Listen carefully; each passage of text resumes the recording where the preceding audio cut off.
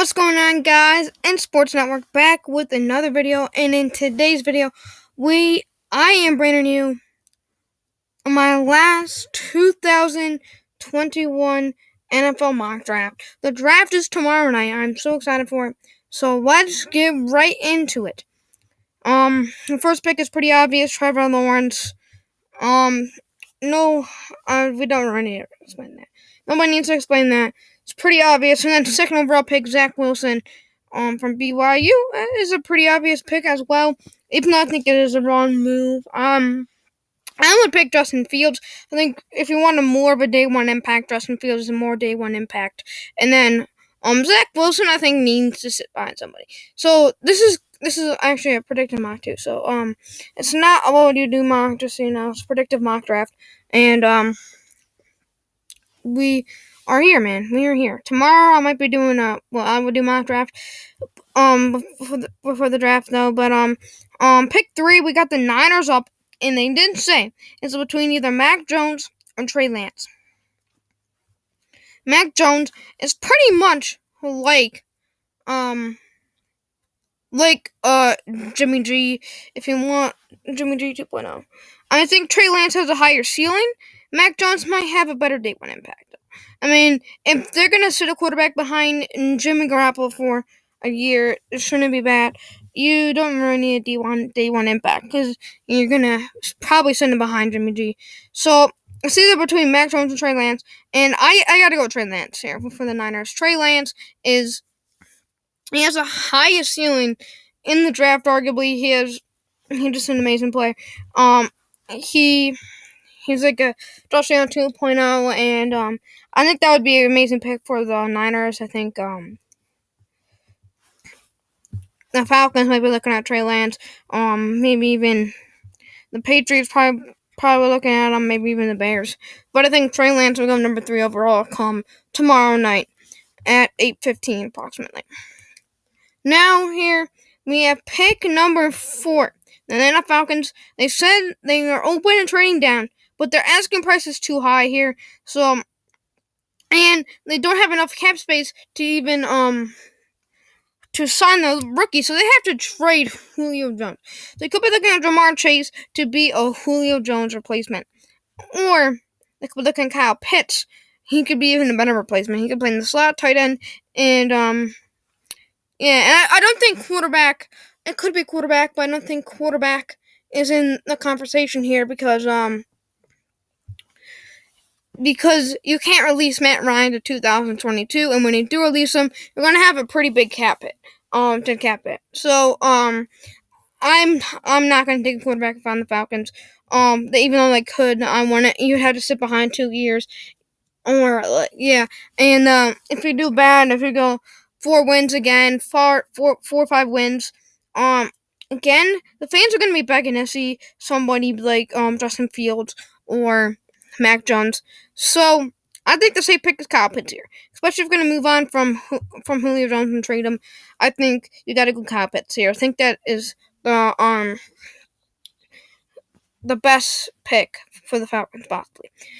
Pick number 5, Cincinnati Bengals. I think they should go Penei Sewell, but this is not a what I would do mock draft. Jamar Chase and Joe Burrow have an amazing connection. I mean, it could be tempting to go Jamar Chase, but it seems like Joe Burrow is begging for Jamar Chase over there, and they're gonna go Jamar Chase. Only thing they have to do is they have to address offensive line at the top of the second round. Probably Walker Little or somebody there. So it's who I would pick if I went Jamar Chase there. I'd probably go Walker Little at pick number 35 or whatever. Number 6, the Dolphins. So now Jamar Chase is off the board. They could go Penei Sewell for offensive tackle here, but I have them going Jalen Waddle out of Alabama. He's my number 1 wide receiver. He's a team player. He's a leader. He's an amazing wide receiver, amazing footwork, and I don't think they would even take Jamar Chase if he fell at 6 anyways. I think Jalen Waddle would be the best pick there. Jalen Waddle, especially, if you want Tua Tagovailoa to succeed, you're gonna need to get him a wide receiver, familiar face to throw to. They're kind of like Bengals did with Jamar Chase. Now the Dolphins do with Jalen Waddle. Pick number 7 here. I have a trade. The Los Angeles Chargers are going to be moving up with the Detroit Lions here. They are going to be moving up and to get Penei Sewell, and they're going to reunite him with Justin Herbert. I think that would be worth it. So they're going to give 1, 3, and a 2 for next year, and they are going to get round 5 from next year in return there. So the Chargers are going to be trading up to get Penei Sewell, reuniting with Justin Herbert, and Justin Herbert's going to be really happy with that, and possibly a Penei Sewell too. That would be an amazing pick. I think you got to trade up if Penei Sewell falls this far. You're going to have to trade up and get him. Pick number 8. I have another trade. It involves the New England Patriots and the Carolina Panthers here. So Patriots and the Panthers are going to have some trades going on here. The Patriots are going to be trading up for Justin Fields. They're going to give him a 3rd round pick here and probably get 5th round pick for next year. They're going to give that, and then they're going to get a 2nd round pick for next year since the Panthers don't have a 2nd round pick. So that is going to be that. And then, they're going to give a 6 since the Patriots don't have a 6th round pick next year. So yeah, it's going to be a 1, 3, and a 2 again for 1 and a 6 though. So the New England Patriots are going to move up with the Carolina Panthers, and the Carolina Panthers are going. The New England Patriots are going to start out Justin Fields. Bill Belichick is really in search for a quarterback there. And Justin Fields is an amazing fit, especially been sitting behind Cam Newton. Cam Newton could be an amazing mentor. Probably ship him off after this year, but Justin Fields would be an amazing pick. There. Number 9, the Broncos. They just traded for Teddy Bridgewater today. They do need a quarterback. I don't think Teddy Bridgewater is the future for the Broncos, but I think they are going to go Micah Parsons. Mac Jones could be tempting here. But maybe if you give Drew Lock a year to sit down and you have Teddy Bridgewater there, that could work. And Micah Parsons is an amazing fit in Vic Fangio's defense. I just think that I don't think the Broncos are going to like Justin Fields. So I think they're going to go Micah Parsons there. Number 10 with the Dallas Cowboys here. It's been mocked for a couple years, a couple months now, ever since the Broncos signed those cornerbacks in free agency. Patrick Surtain II to the Dallas Cowboys. There. So that the Cowboys are going to run to the podium with that. And the Giants are going to run to the podium with Rashawn Slater here. They need a right tackle in there. Rashawn Slater's going to fit in there perfectly. If he falls that far, they're going to have to run to the podium with that pick. I think that is an amazing pick. And if you have Rashawn Slater there, maybe he can protect Danny Dimes so he does not fumble as much. You could also get a receiver. Devontae Smith could be tempting there, but I think you got to go Rashawn Slater. Andrew Thomas, offensive tackle they took last year, he was okay this year. They're going to need somebody else there. So they're going to take him, Rashawn Slater, on Northwestern. Number 12, the Eagles here. I have them taking J.C. Horn here because Devontae Smith could be tempting as well for the Eagles, but he's got a weight issue, man. I looked at his tape a little bit, and it just most of his catches, he's not going to get away with those catches in the NFL. When you got NFL corners on you and you weigh 166 pounds, I don't think that's going to work. Plus, the Eagles with bad luck drafting receivers. I don't know if they'll take a chance on a receiver in the first round.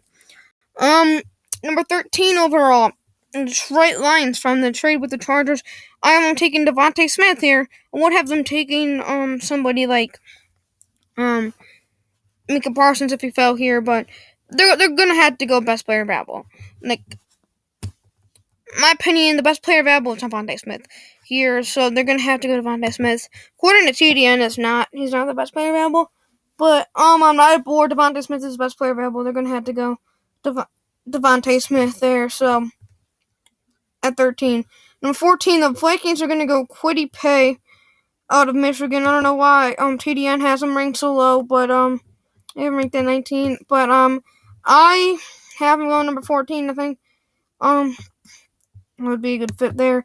With the Vikings need defense, and the defense has been terrible this year. Mike Zimmer is going to want to address the defense in the first round. Number 15 overall, the Carolina Panthers with the trade with the New England Patriots. Here, they're going to select Christian Darrisaw from Virginia Tech. Need an offensive tackle. Christian Darrisaw fell this far. They're going to capitalize on the opportunity and take Christian Darrisaw from Virginia Tech. Number 16 overall. Another trade coming here. The Bears are going to be jumping the Washington football team to get Mac Jones. They might be worried that Washington's going to take a quarterback, so they are going to capitalize on an opportunity, and the Cardinals might be looking to trade down. J.C. Horner, nobody's there. So they're going to trade down, probably just get a third-round pick because they don't have a third-round pick. So they're going to get a third-round pick, and then maybe ask for a sixth-rounder in return there. So they're going to give up a third and getting 6, and then swapping, of course, to get their quarterback in the future. So Mac Jones is going to have a great time learning from Andy Dalton and Foles. And I think Mac Jones could be a day one impact. So that could be a good pick. As soon as he starts on the field, it's going to be an impact. And Andy Dalton will probably start, but Mac Jones there to the Chicago Bears with the trade. Number 17, the Raiders. They are going to go Tevin Jenkins from Oklahoma State. They traded a lot of their offensive linemen, released a lot of them. They need to address the offensive line. It's either between an offensive lineman or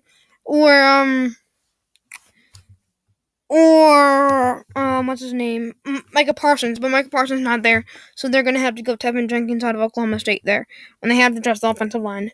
Number 18 overall, the Miami Dolphins. I have them taking Zaven Collins, a linebacker from Tulsa. I'm really high on him. He has amazing tape, and they are gonna take Zaven Collins out of Tulsa there. He's a great linebacker. I feel like he could be a surprise pick here, but I would not be surprised if it was him. Number 19, we have the Washington football team up here. Mac Jones, or nobody's on the board here. No quarterbacks on the board. But they could be looking at a certain position, linebacker. If you go there, they need a linebacker, corner, and a safety. And Jeremiah Wilson-Coromoa can basically play all of them. He could play slot corner, could be a safety, and he could play linebacker. That's an amazing fit there for Washington. Jeremiah Wilson-Coromoa is an amazing pick. Number 20, the Arizona Cardinals are probably going to be looking at corner or a wide receiver. Devontae Smith is off the board, and they traded down with the Bears, but they are still going to get Greg Newsome II from Northwestern. He is an amazing player. He's been climbing up draft boards, so they are going to select Greg Newsome II out there. Now, with the Colts on the board, and they're going to take an offensive tackle, because Anthony Costanzo is retired. They're going to take an offensive tackle, and that offensive tackle is going to be Samuel Cosme out of Texas. He is an amazing player. Let me just go to offensive tackle real quick so I can select him. He's an amazing tackle. I think that would be an amazing pick for the Colts. Now, with the Titans on the board here, they're looking for a corner and a wide receiver. And I've been addressing the corner. Caleb Ferguson on the board. He's been falling a little bit, but, because of his back surgeries. But, come on. He is the best college football cornerback when healthy. He's been falling just because of one back surgery. He did also test positive for COVID-19 today, so he will not be at the draft tomorrow night. So only 12 players. Only some players that are pretty much guaranteed to go in the first round are going to be there. Number 23, the Jets are going to be running to the podium with this pick with Elijah Vera Tucker from USC. They need to protect Zach Wilson, unlike they did Sam Darnold. If they don't want Zach Wilson to end up like Sam Darnold or every other quarterback that pretty much the Jets had, if they want Zach Wilson to be the next Joe Namath, they need to protect him. And they're going to protect him with Elijah Vera Tucker from USC. They're going to be running to the podium with Elijah Vera Tucker on the card. I think that would be an amazing fit. Number 24, the Pittsburgh Steelers here. They need a running back. James Conner's had the not the long term answer. Najee Harris is going to the Steelers. That's a good fit. He can catch passes and out of the backfield. He's an amazing player. Elusive. Probably not as elusive as Travis Etienne, but I don't think they're gonna want Travis Etienne. I think Najee Harris.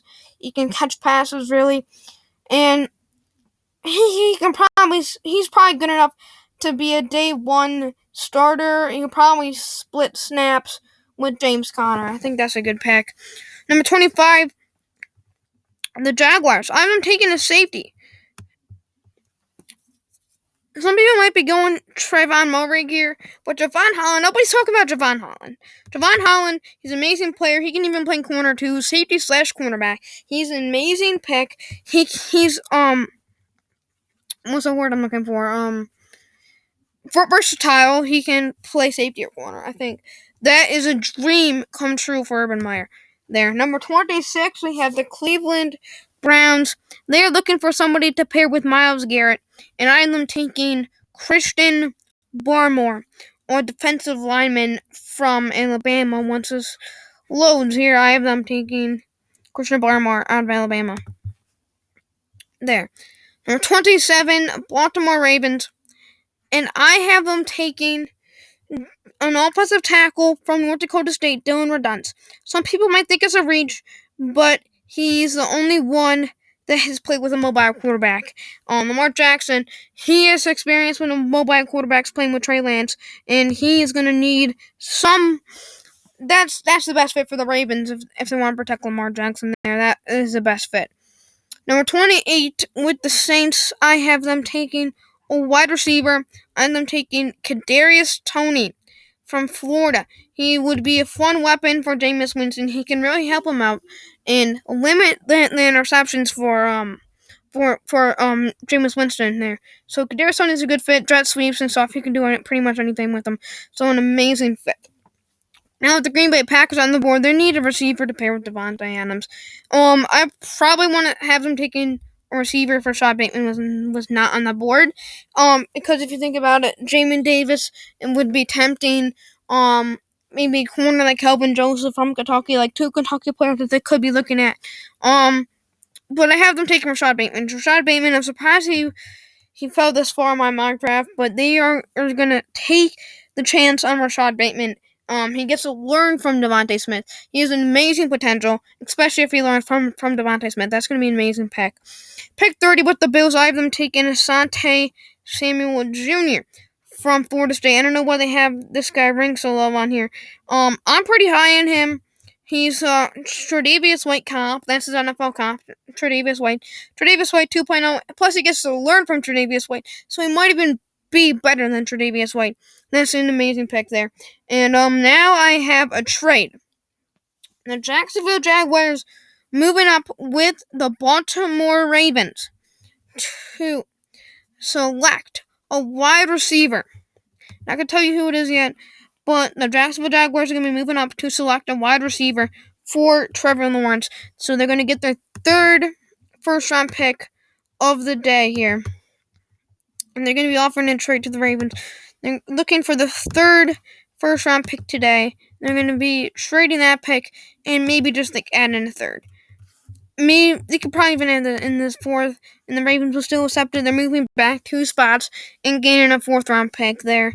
So I think it's a good pick, especially when nobody's on the board. They'll probably be looking for Landon Dickerson at the top of the second round. So the Jaguars are going to be selecting Elijah Moore, wide receiver from Ole Miss. He fell this far. They're going to take a chance on Elijah Moore. I'm really high on him. I thought about even giving him to the Titans here to be a Corey Davis replacement, but no, I think Elijah Moore there would be an amazing fit for the Jaguars. And then pick number 32, I have the Buccaneers taking Joe Tryon. He has an amazing potential. Like Jalen Phillips, Azeez Ojulari there. But Joe Tryon has amazing potential. I think Joe Tryon has amazing potential. He's a beast out there. I think he gets to learn from everybody else on the Bucs defense. So that is a good pick there. So I think we had about 3 trades in this draft overall. Probably 4 trades in the first round. Yeah, that's probably a good amount for our first round. So, yeah, so that's probably pretty accurate there with the trades. So, until next time, peace out.